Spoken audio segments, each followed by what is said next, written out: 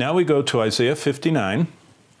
And if you open your Bibles with me and look up, starting in verse 18, Isaiah 59 and verse 18 through 20.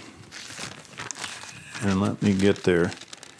59, 18. According to their deeds, accordingly he will repay fury to his adversaries, recompense to his enemies. The coastlands will fully repay. So shall they fear the name of the Lord. And now look at verse 20. The Redeemer will come to Zion. Now this is, again, Isaiah's lobbing a future view of the second coming of Christ. It's amplified, look on your slides, by Zechariah. And what Zechariah 12 says is that the Lord will return. When does he return? 12:2, when all the nations are surrounding Jerusalem, and Jerusalem is the center focus. And look what happens.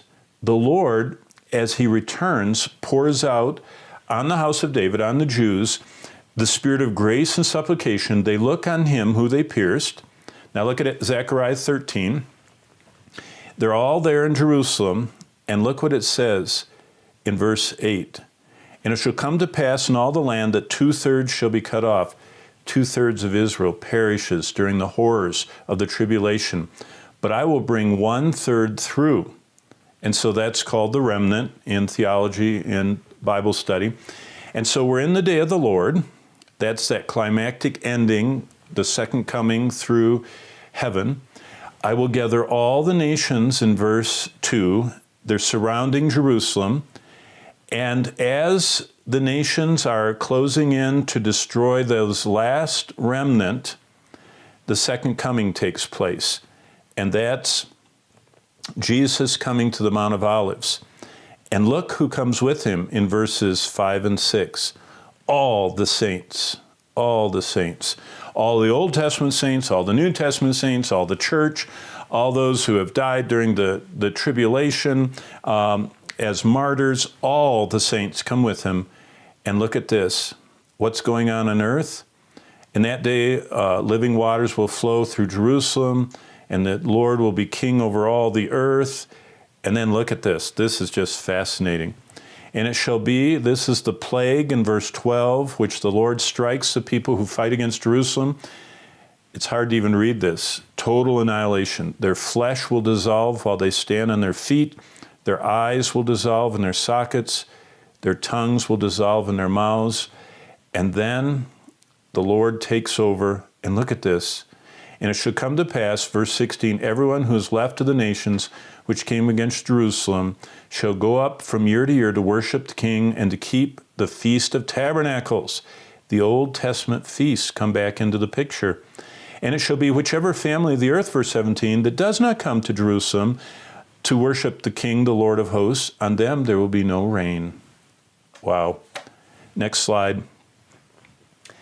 Isaiah 60 describes the coming kingdom age. Isaiah 61 describes the two advents of Christ. It's significant because look at this. It says, this is Isaiah 61 out of my Bible. Does this sound familiar? The Spirit of the Lord is upon me. He has anointed me to preach glad tidings to the poor. He has sent me to heal the brokenhearted, to proclaim liberty to the captive, to opening of the prison to those who are bound, to proclaim the acceptable year of the Lord. And look, right here, Jesus stopped in Luke 4:18. Look up for a second. What's going on? Jesus goes to his home synagogue, his hometown, Nazareth, where he grew up. And they hand him the scroll, and he opens the scroll of Isaiah to right there, what we just read, Isaiah 61. And he reads and stops right in the middle of the sentence. He puts a comma in, and it says he closes the scroll and stops. This is the difference between the first advent of Christ here, when Jesus came to suffer on the cross, and the second advent of Christ, which is a part of the day of the Lord. He clearly distinguishes that right there. Look back at your slide, because this is the second coming of Christ, the day of vengeance, to comfort those who mourn in Zion, to give them beauty for ashes. That is Isaiah 61.